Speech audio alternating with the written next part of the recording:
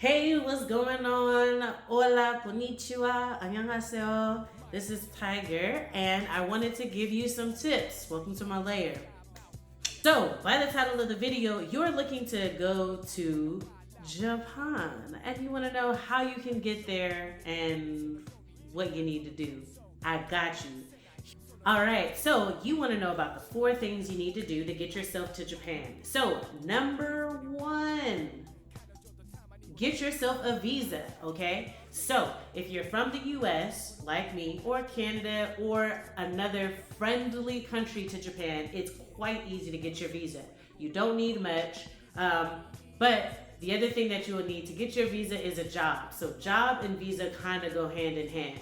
So, 1A is get a job, 1B is get a visa. If you get a job with a certain type of company, they usually sponsor your visa to get you that, right? So that you don't have to get it on your own.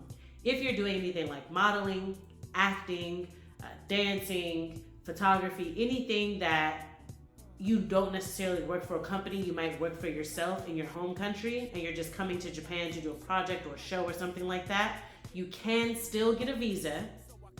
You're just gonna have to show a lot more information. So that's why I kind of job and visa go hand in hand. They're both number 1 because you don't necessarily need a particular job with a company to get a visa, but you do need to show that you're going to be working in the country or doing something in the country, like going to school, working an independent contract job, or series of jobs, something like that. So to get the visa, these are the things that you need to do.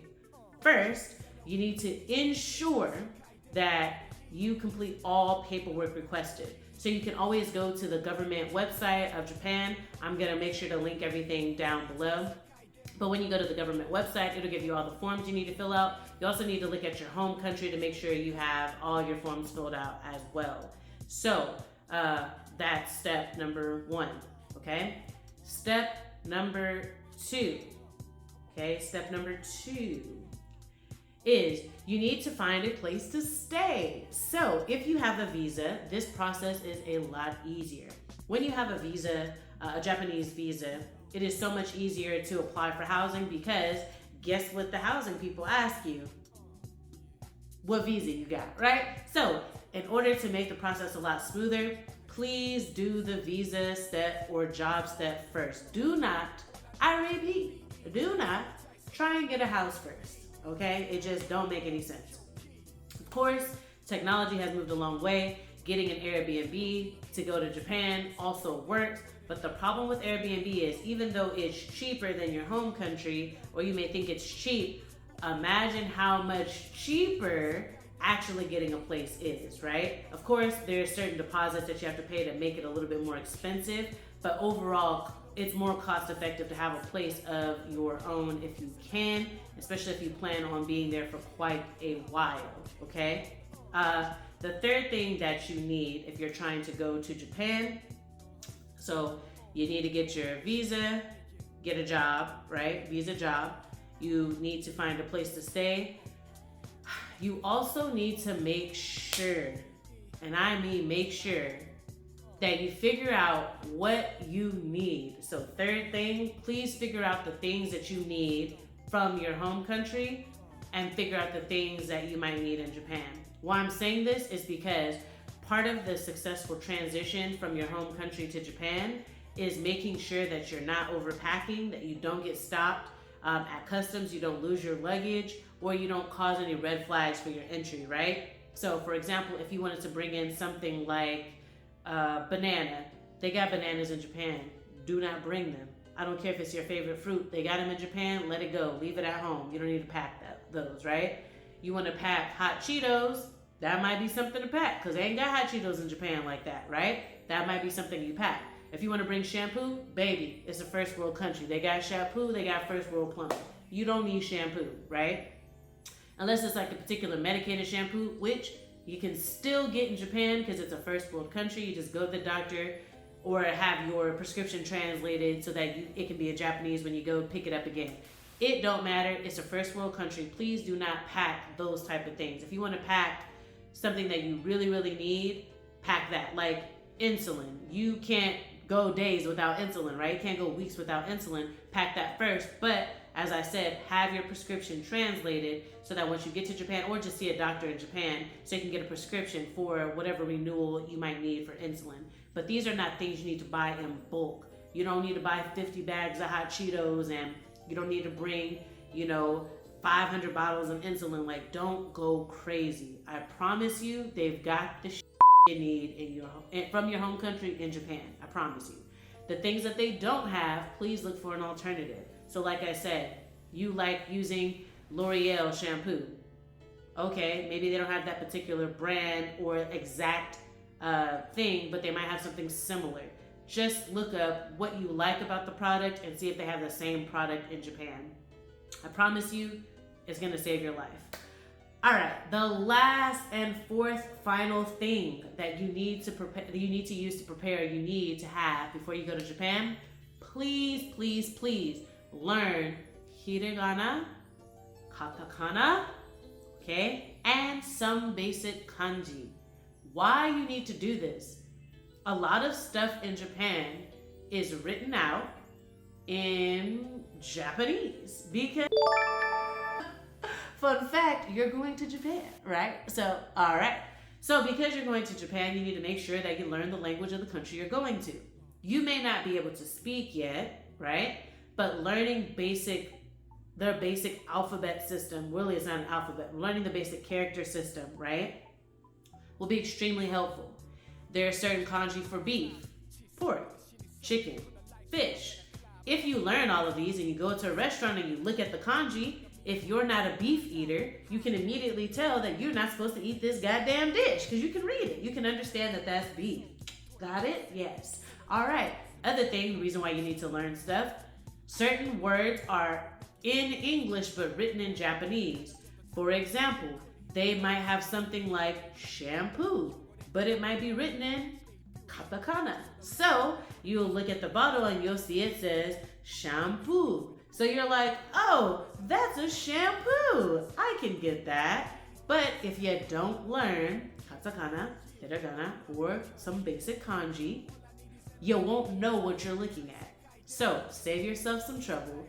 Look up basic kanji, learn hiragana, learn katakana before you go so that you can ease yourself into the world you're going to live in. If you were to learn any basic kanji, I would say you need to learn for meats. If you're a meat eater, you need to learn what the meats are. If you're a seafood eater, learn what seafood kanji means and what it stands for. And also, if you're trying to use a train or bus, which you will be, especially if you use the bus, they do not translate anything on the bus, okay? So if it's called Higashigaoka-san, it's Higashigaoka-san, okay? It's not going to translate Higashigaoka, okay? And it's not going to translate san, okay? So you need to learn these basic things and what the kanji means and where you're trying to go. So you need to learn, where you're moving to, where you might be going, those kind of kanji for the neighborhood you're living in, the neighborhood you're going to go to, or the station you're living at, and the station you're trying to go to. You also need to understand directions. So somebody might say, meet me at, the south exit. You need to know what kanji is for south, what kanji is for north, east, and west, so that you can ease yourself into the transition. So just to recap.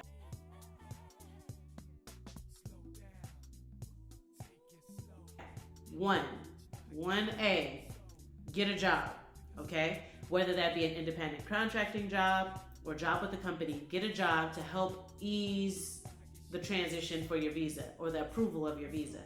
So job, school, visa, okay? If you're not doing any of those things, you're not gonna get a visa, okay? 1A, job, 1B, visa, or 1A, school, 1B, visa. That's the easiest way to get your legal way into Japan. Second thing that you need to do.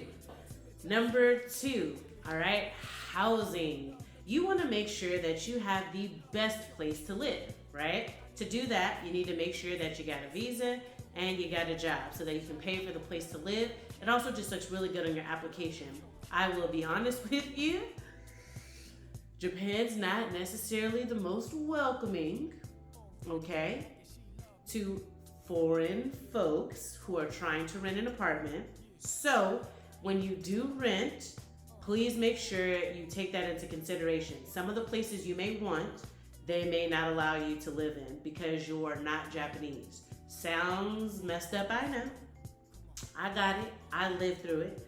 But I can understand the thought process, right? Because you have no ties to the country, you can easily dip out on paying. So I get the hesitation.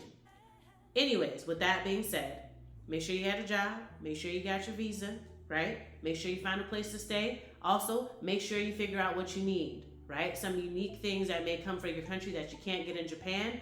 I understand the desire to bring them, but that may not be something you need to bring right away. So your initial goal is to see what you need. Like I said, if you're diabetic and you need insulin, that might be something you need to bring, but you don't need to bring a bulk of it. Why? Because they have diabetic people in Japan, they got insulin in Japan. You don't need to bring that. Okay?